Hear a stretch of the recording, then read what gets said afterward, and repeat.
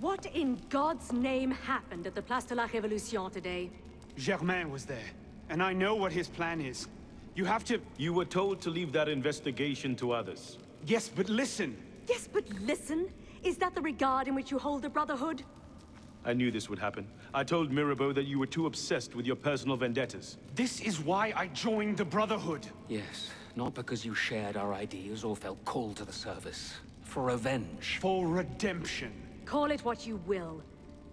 You've defied the orders of this council repeatedly, pursued targets without sanction, and flouted our creed at every step. Master Trenet? In light of these actions, I find I have no choice but to call for a vote of expulsion. Master Bellier. Agreed. What are you... Master Germain. Agreed. Arno Dorian, you are attainted.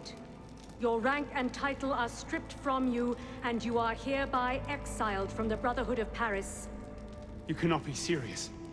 Listen, I know what Germain is doing. I can stop him! The decision of this council is final. We give you leave to go.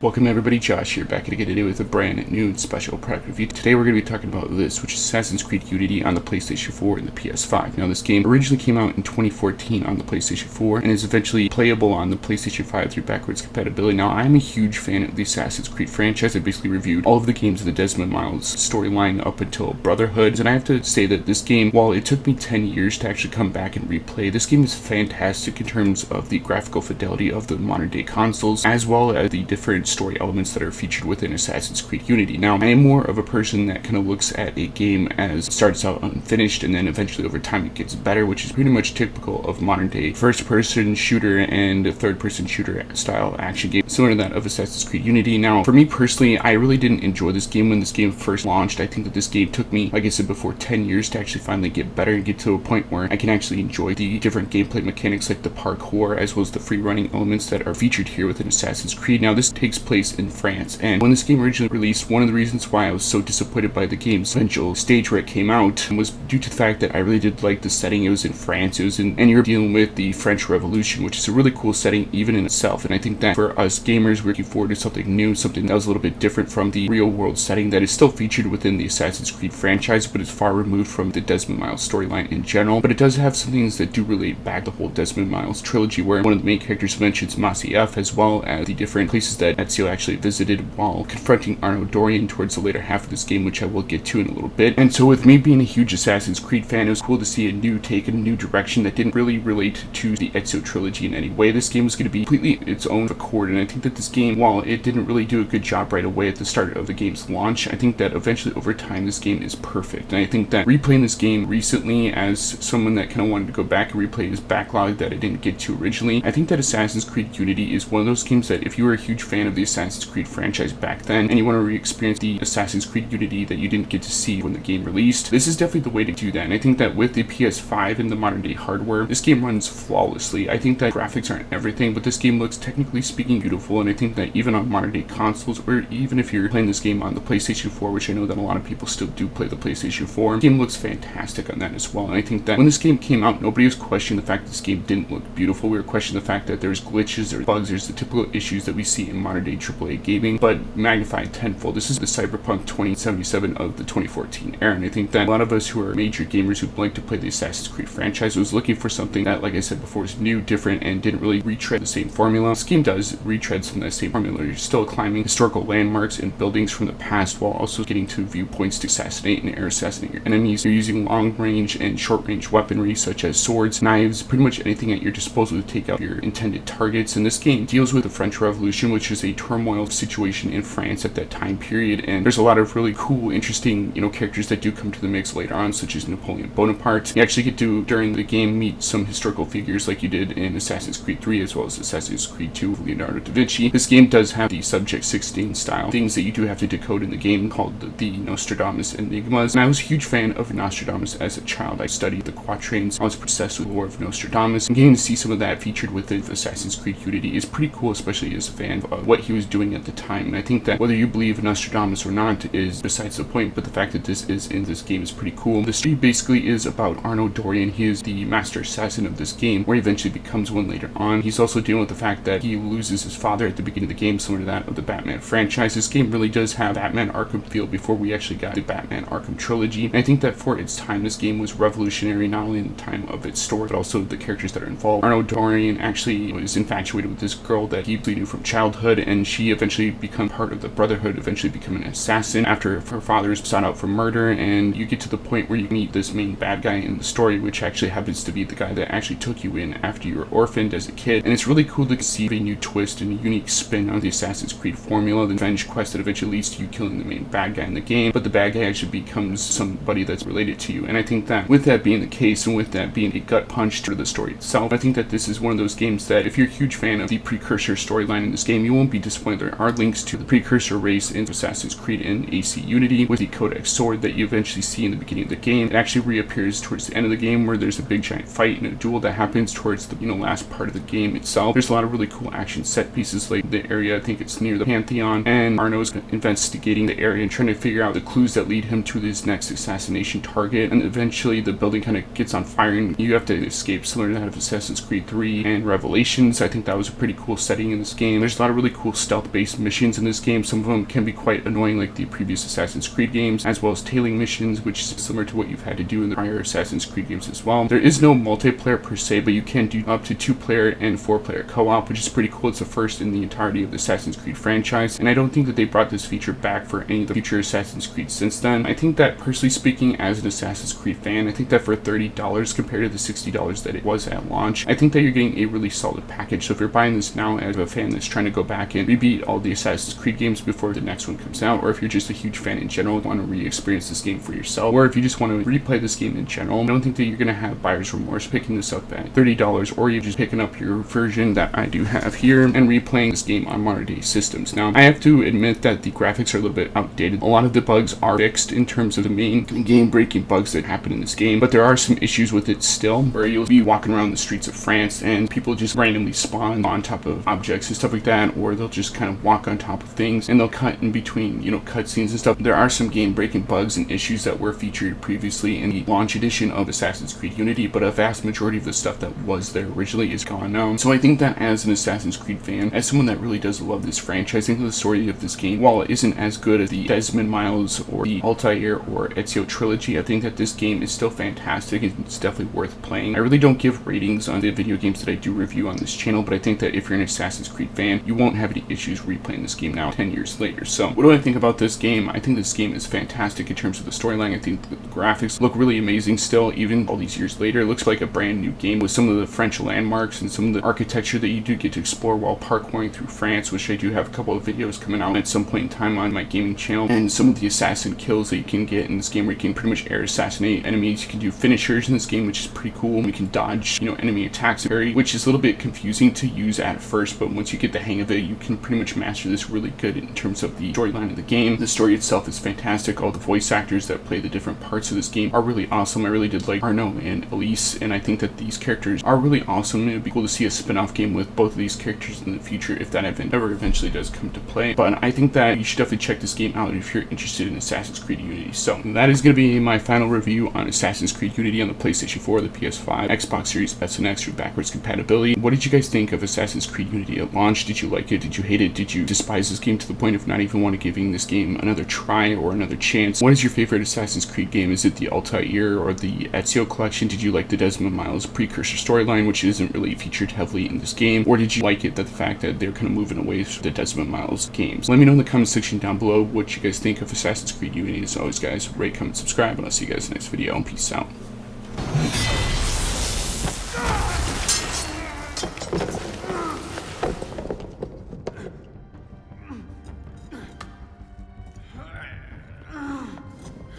Honor! I'm stuck!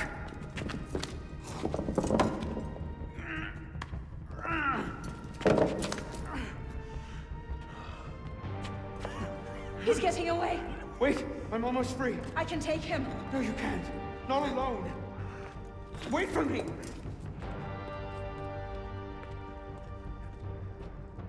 I'm sorry. Elise!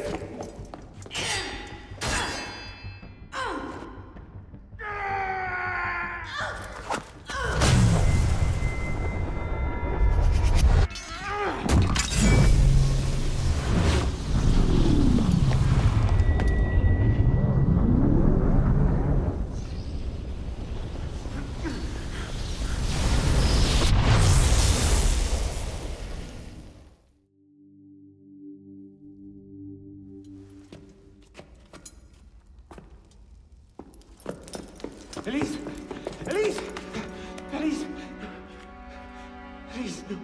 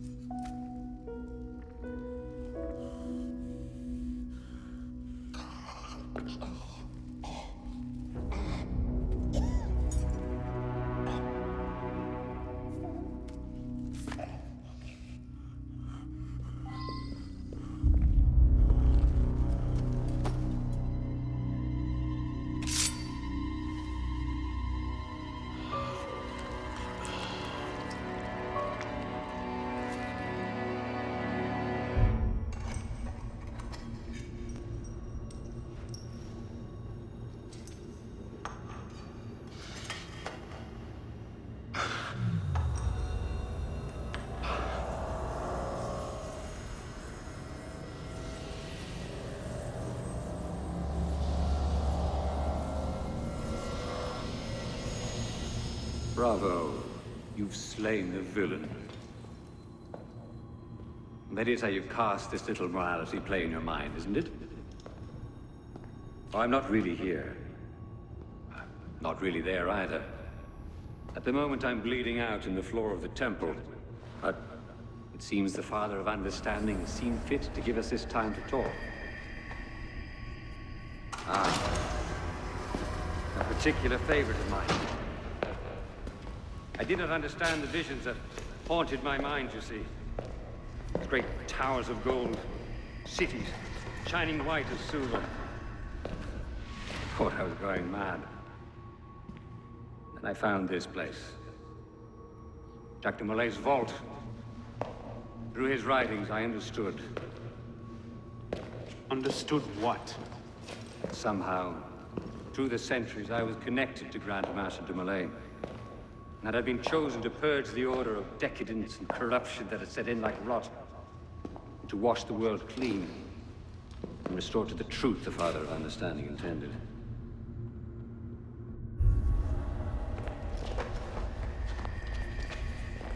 That seems to have gone over well. Prophets are seldom appreciated in their own time. Exiled in the basement forced me to reevaluate my strategy. Find new avenues for the realization of my purpose. No matter the cost. A new order never comes without destruction of the old. And if men are made to fear untrammeled liberty, so much the better. A brief taste of chaos will remind them why they crave obedience. Here's we part ways here. Think on this. The march of progress is slow, but it is inevitable as a glacier. All you've accomplished is to delay the inevitable. One death cannot stop the tide. Perhaps it'll not be my hand that shepherds mankind back to its proper place. But it will be someone's. Think on this when you remember her.